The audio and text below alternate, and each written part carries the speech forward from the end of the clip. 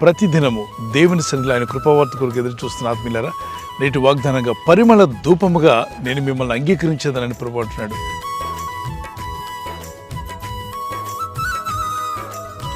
పరిమళ ధూపంగా దేవుడు మనల్ని అంగీకరించడం అంటే అది చాలా గొప్ప విషయం. దేవుని చేత అంగీకరించబడడం ఇట్స్ అ గ్రేట్ బ్లెస్సింగ్. ఇది అందరికీ ఉండాలన్నది యేసుక్రీస్తు ప్రభువు యొక్క కోరిక. అందుకే తన్ను తాను సిలువలో యాగం చేసుకున్నాడు. మనుషుల చేత అంగీకరించబడడం వేరు, దేవుని చేత అంగీకరించబడడం వేరు. లోకం చేత అంగీకరించబడడం వేరుగా ఉంటుంది.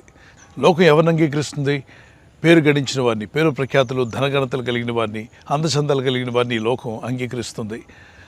మనుషుల చేత అంగీకరించబడే వాళ్ళు ఉన్నారు. పొలిటీషియన్స్, యాక్టర్స్, హైలీ ఎడ్యుకేటర్స్, అలాగే సైంటిస్ట్, గొప్ప గొప్ప భవనాలు బిల్డ్ చేసినటువంటి బిల్డర్స్ కావచ్చు, ఇంజనీర్స్ కావచ్చు, మనుషుల చేత అంగీకరించబడుతూ ఉంటారు. లోకపు దృష్టిలోనూ మనుషుల దృష్టిలోనూ అంగీకరించబడడం అనేది ఒక ఎత్తు అయితే, దేవుని దృష్టిలో అంగీకరించబడడం అనేది చాలా గొప్ప విషయం.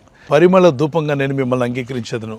ప్రభు చేసిన శిలువ యాగము, త్యాగం ఎందుకోసం అంటే, మనలో ప్రతి ఒక్కరు కూడా నిత్య నరకానికి పోకుండా మనం అంతా అంగీకరించబడాలి, తండ్రిని దేవుని చేత అంగీకరించబడాలి అన్న ఉద్దేశంతో పరిమళ ధూపంగా మనము దేవునికి అంగీకరించబడాలని తన్ను తాను అప్పగించుకున్నాడు యేసయ్య.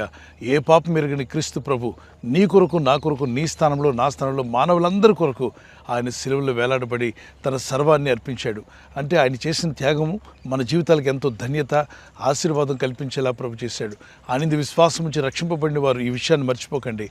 దేవుని చేత మీరు అంగీకరించబడుతున్నారు. ఎలాగూ అంటే పరిమళ వాసనగా.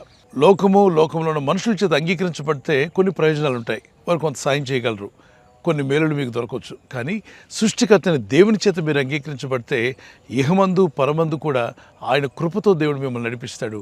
ఆయన మిమ్మల్ని విడువడు, ఎడబాయుడు.